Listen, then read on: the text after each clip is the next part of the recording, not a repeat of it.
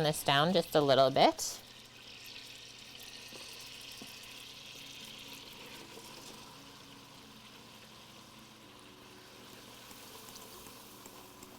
Start whisking this.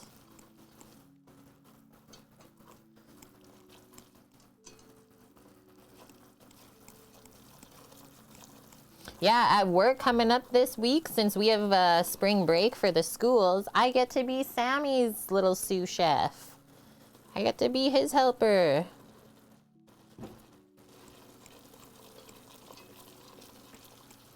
Got a question, Funky Savvy. Dark roux will not thicken. It won't thicken as much. So like the type that you make for like a gumbo or something, it loses its thickening power the more you cook the flour. So this is actually like semi-true. Okay, I'm gonna stop there adding the flour. I'm happy with this. And now we'll just add a little bit of milk at a time. Kind of just gonna pour slowly. That's really cooking now, holy.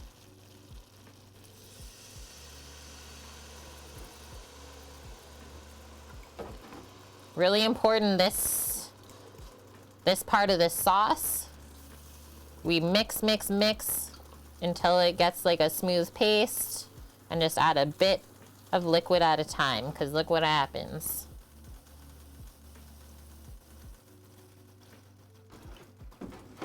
This is a 3.25% milk, yeah.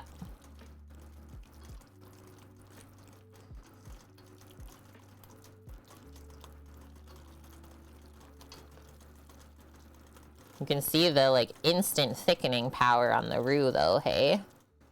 Just like, holy.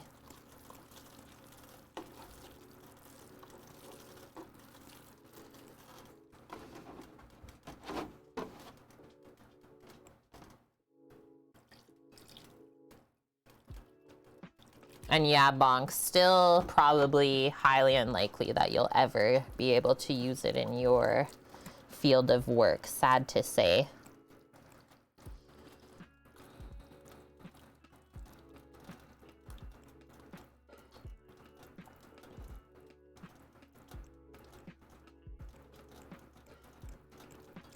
So mix again until it's nice and smooth. Yeah, we just start thinning it out a little at a time. And then this is a mother sauce that you were taught in culinary school and French cuisine. This is also like the base for like a mac and cheese. So you can just literally take the bechamel and add cheese to it.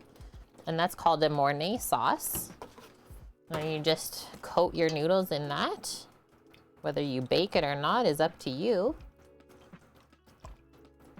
Yeah, this is roux. This is some roux. And yeah, to cook out the flour taste from the roux, I like to cook my bechamel around like 20 minutes or so, Clem. Once it comes up to a simmer, probably takes about 10 minutes for it to come up to a simmer, and then you cook it around another 10 from there. But I always say like it should taste really nice and sweet if it's properly cooked out. Like you'll taste the sweetness of the butter and the milk rather than tasting the starchiness of the flour. I think that's the best thing to try and taste for.